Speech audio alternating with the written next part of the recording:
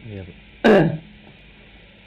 kondisi menganggur itu bukan hal yang menyenangkan ya, karena kita sehari-hari nggak ada pekerjaan, harus memikirkan menjalani hari seperti apa tanpa ada kepastian besok akan melakukan apa seperti itu.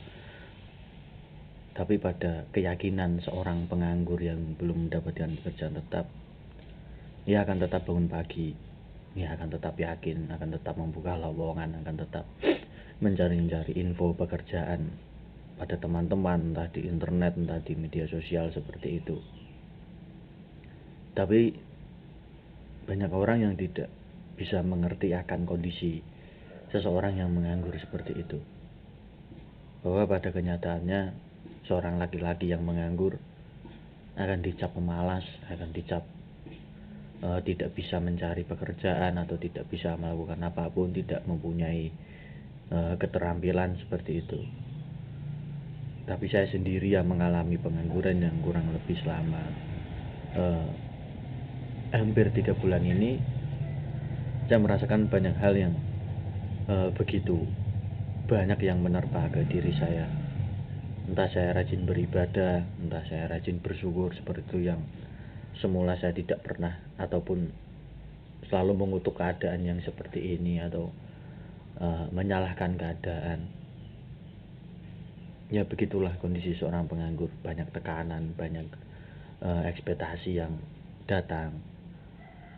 Tapi selama kita yakin, selama kita terus berusaha, ikhtiar dan berdoa, semoga yang menganggur, semoga yang belum mendapatkan pekerjaan akan dikasih pekerjaan yang layak dan cukup untuk kebutuhan sehari-hari. Semangat para pencari kerja.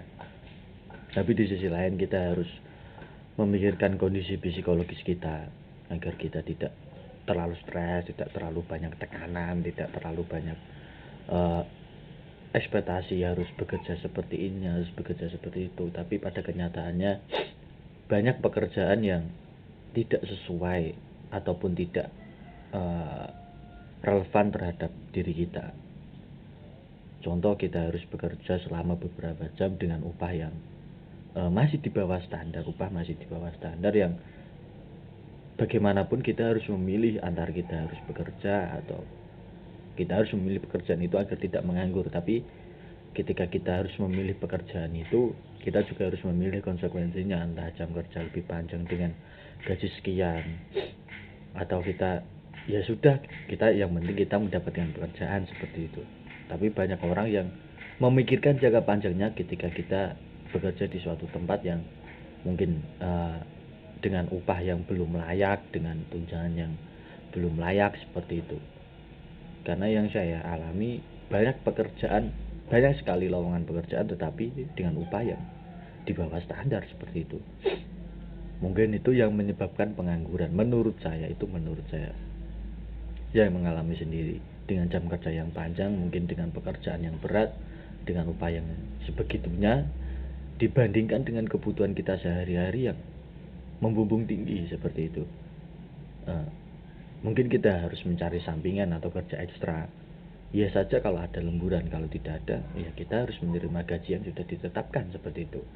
Tapi ketika kita mempunyai jam kerja yang ideal, entah 7-8 jam, atau kita bekerja shiftan seperti itu, kita bisa memikirkan jam tambahan di luar pekerjaan reguler kita seperti entah sampingan apapun itu, untuk menambah penghasilan, untuk menambah kebutuhan, menopang kebutuhan sehari-hari seperti itu.